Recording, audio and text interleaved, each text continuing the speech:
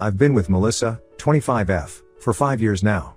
We met during our sophomore year of college at a mutual friend's birthday party. I remember being struck by her confidence and infectious laugh. Melissa was the life of the party, while I was the guy hanging out by the snack table. Somehow, we ended up talking about our shared love of 90s sitcoms, and the rest is history. Our relationship started off great. We balanced each other out. Her outgoing nature pushed me out of my comfort zone, while my calm demeanor helped ground her. We had our fair share of college adventures, from road trips to cramming for finals together. After graduation, we both landed jobs in the same city and decided to give the real world a shot together. Melissa comes from a well-off family. Her parents own a successful chain of boutique hotels, and she grew up accustomed to a certain lifestyle. I, on the other hand, come from a middle-class background. My parents are both teachers, and I worked part-time jobs throughout college to help with expenses.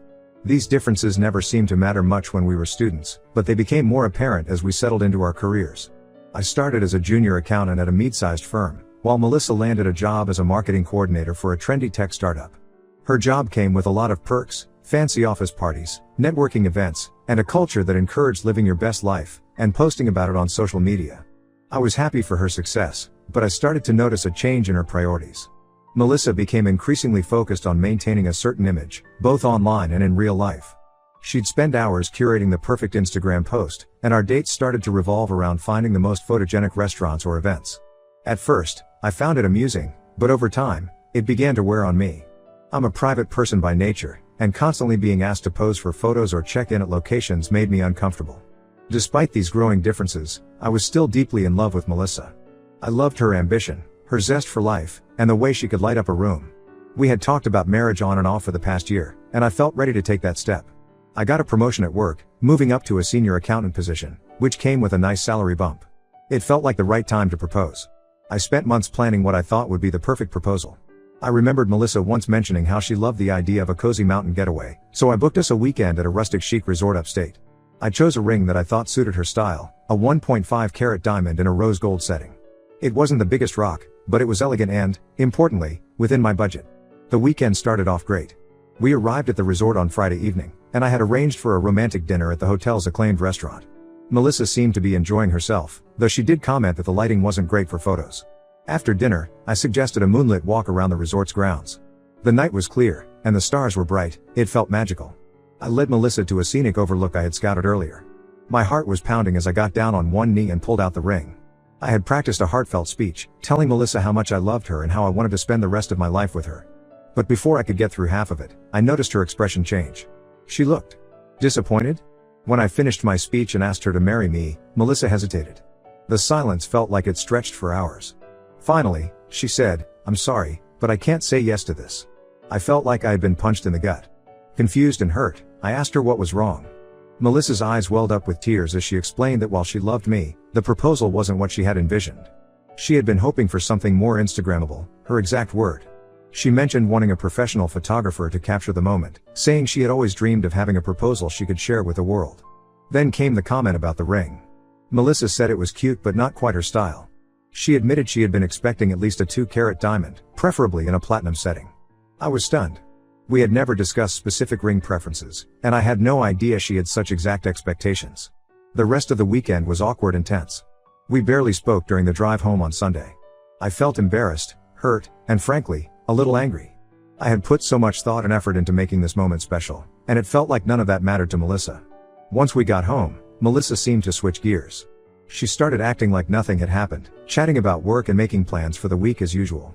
But she also began showing me elaborate proposal videos on Instagram and TikTok, commenting on how romantic and creative they were. It felt like she was hinting that I should try again, this time meeting her unstated expectations. I'm at a loss. Part of me wonders if I'm overreacting. Melissa has always been into social media and appearances, so maybe I should have anticipated this reaction. But another part of me feels like this is a major red flag about our compatibility and values. Looking back, I can see other instances where our different backgrounds and priorities have caused friction. Melissa often suggests expensive restaurants or designer stores for shopping trips, not seeming to understand when I express concern about the cost. She's made comments about my wardrobe, suggesting I need to upgrade my style to fit in better with her coworkers and friends. There was even an incident last year where she was upset that I wouldn't split the cost of a luxury handbag she wanted for her birthday, even though it was way out of my budget. My friends and family are shocked by her reaction to the proposal. My best friend thinks I should break up with her, saying that Melissa seems more interested in a wedding than a marriage. My sister, always the peacemaker, suggests giving Melissa another chance, thinking maybe she just got caught up in the moment and reacted poorly. I'm torn and don't know what to do. I love Melissa, and we have 5 years of history together. But this incident has made me question whether we truly want the same things in life. Am I wrong for being upset about this? Should I try to recreate a more elaborate proposal to make her happy? Or is this a sign that we're not on the same page for our future together? I feel like I'm at a crossroads, and I'm not sure which path to take. Any advice would be appreciated. Update 1. It's been a week since my original post, and I want to thank everyone for their responses. Your advice and support have been incredibly helpful as I navigate this difficult situation. A lot has happened in the past few days, and I felt it was time for an update. After reading through the comments on my original post, I realized that I needed to have a serious conversation with Melissa about our future. The proposal incident wasn't just about a ring or a photo opportunity, it highlighted some fundamental differences in our values and expectations. I invited Melissa over to my apartment last Tuesday evening. I had spent the day mentally preparing for the conversation, trying to organize my thoughts and feelings. When she arrived, I could tell she sensed something was off. We sat down on the couch, and I took a deep breath before diving in.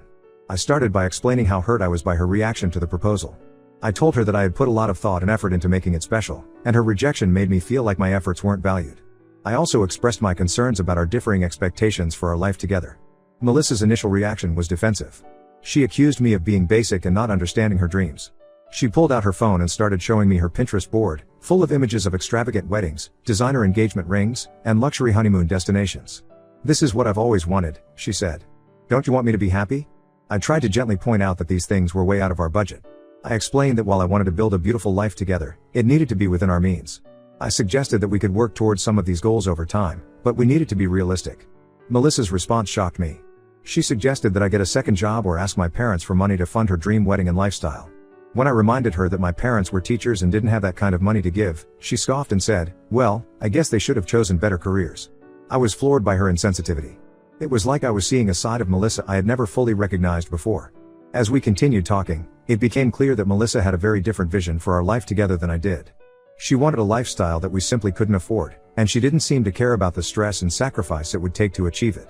The conversation took an even worse turn when Melissa revealed that she had already told all her friends and family about the failed proposal. I was hurt and angry that she had shared such a private moment without my consent. But what really got to me was how she had twisted the story.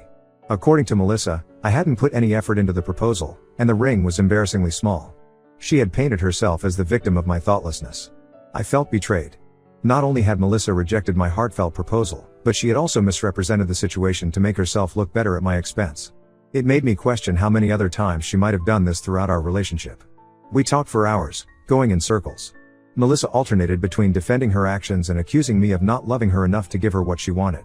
By the end of the night, we were both exhausted and emotional. I told Melissa I needed some time to think about our relationship. She left in tears, saying I was being selfish and immature. The next day, I was shocked to see that Melissa had posted a cryptic message on Instagram. It said something about knowing your worth and not settling for less than you deserve. Her friends were commenting with supportive messages, clearly thinking I was the villain in this situation. It felt like another betrayal, airing our private issues on social media for attention and sympathy. I'm feeling lost and conflicted. On one hand, I still love Melissa. We have 5 years of history together, and there are many things about her that I adore. But on the other hand, this incident has forced me to confront some hard truths about our relationship. The materialistic side of her seems to be taking over, and I'm not sure I can keep up with her demands, or that I want to. I've decided to take a week off from communication with Melissa to clear my head. I'm going to stay with my brother for a few days to get some perspective. He's always been a good sounding board, and I think some distance from the situation will help me think more clearly. I know I have a big decision to make about our future. Part of me hopes that Melissa will realize how her actions have affected me and that we can find a way to work through this. But another part wonders if this is a fundamental incompatibility that we can't overcome. I'll update again once I've had some time to process everything. Thank you all again for your support during this difficult time. Your insights and advice have been invaluable.